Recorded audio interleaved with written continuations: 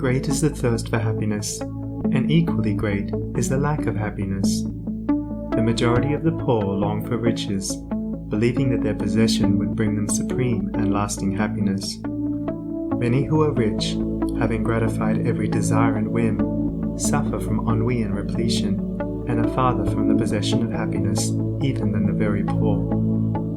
If we reflect upon this state of things, it will ultimately lead us to a knowledge of the all-important truth that happiness is not derived from mere outward possessions, nor misery from the lack of them. For if this was so, we should find the poor always miserable, and the rich always happy, whereas the reverse is frequently the case.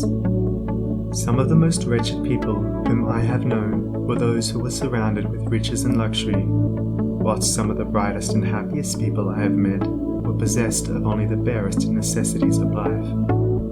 Many men who have accumulated riches have confessed that the selfish gratification which followed the acquisition of riches has robbed life of its sweetness, and that they were never so happy as when they were poor. What then is happiness, and how is it to be secured? Is it a figment, a delusion, and is suffering alone perennial? We shall find, after earnest observation and reflection, that all, except those who have entered the way of wisdom, believe that happiness is only to be obtained by the gratification of desire. It is this belief, rooted in the soil of ignorance, and continually watered by selfish cravings, that is the cause of all the misery in the world. And I do not limit the word desire to the grosser animal cravings. It extends to the higher psychic realm, where far more powerful, subtle, and insidious cravings hold in bondage the intellectual and refined, depriving them of all that beauty, harmony, and purity of soul whose expression is happiness.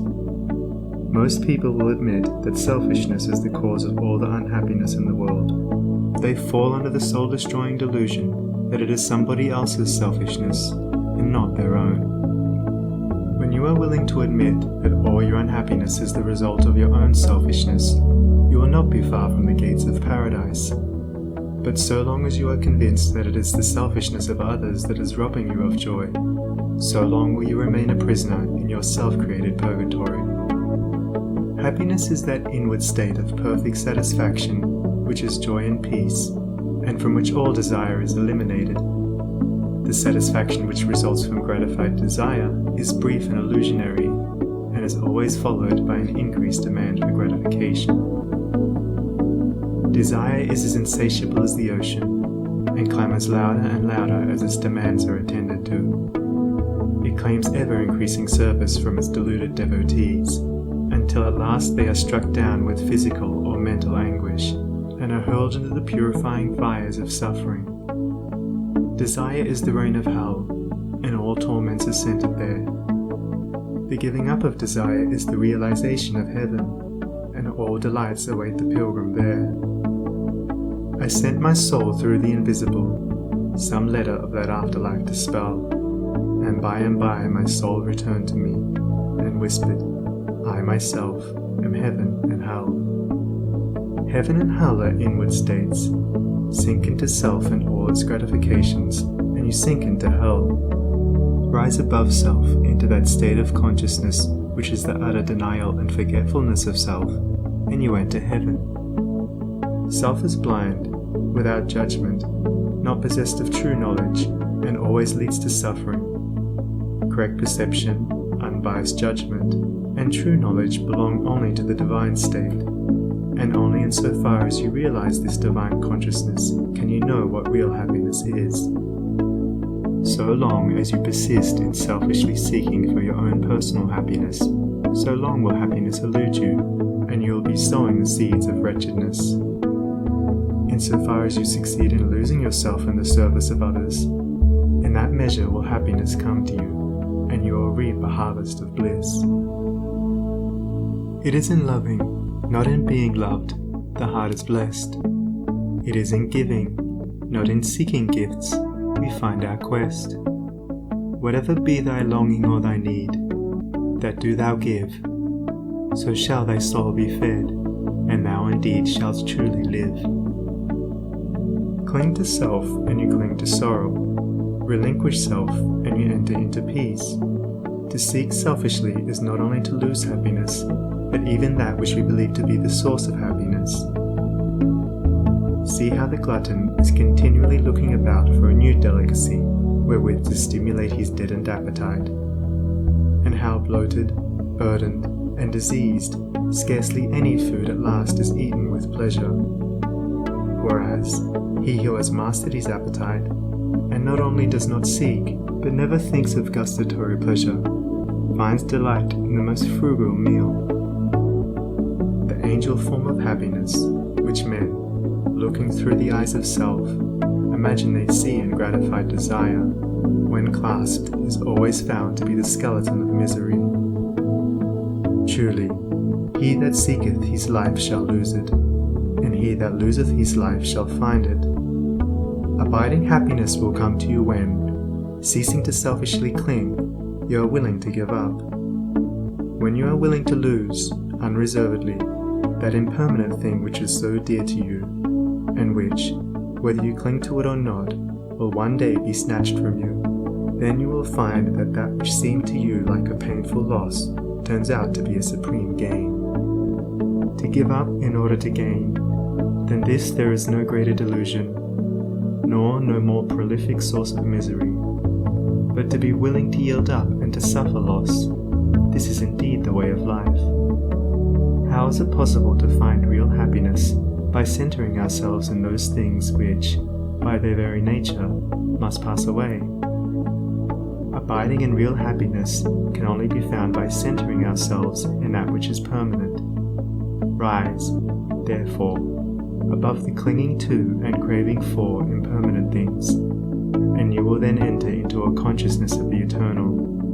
And as, rising above self, and by growing more and more into the spirit of purity, self-sacrifice, and universal love, you become centered in that consciousness, you will realize that happiness which has no reaction, and which can never be taken from you.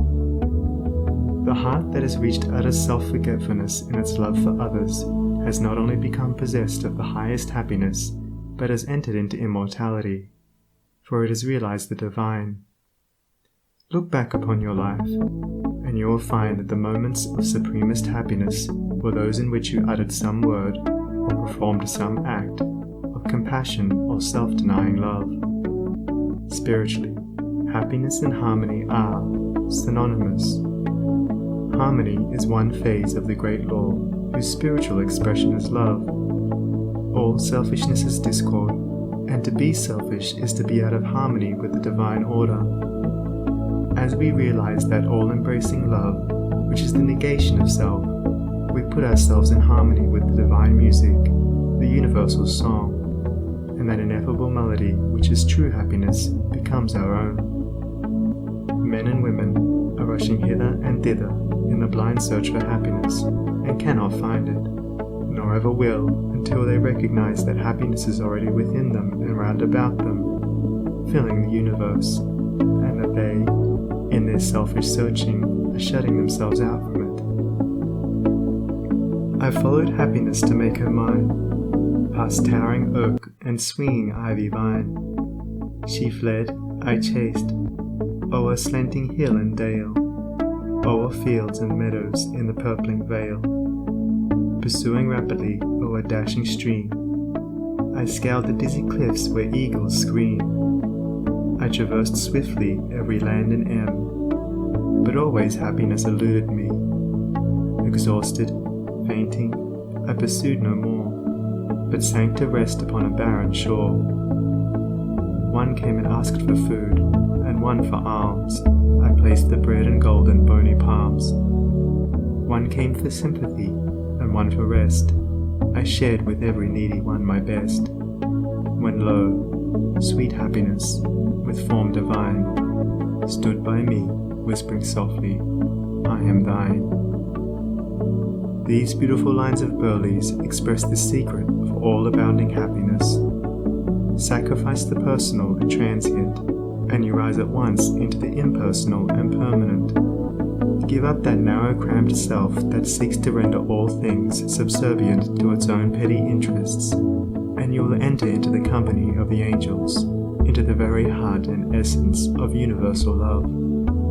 Forget yourself entirely in the sorrows of others and in administering to others, and divine happiness will emancipate you from all sorrow and suffering.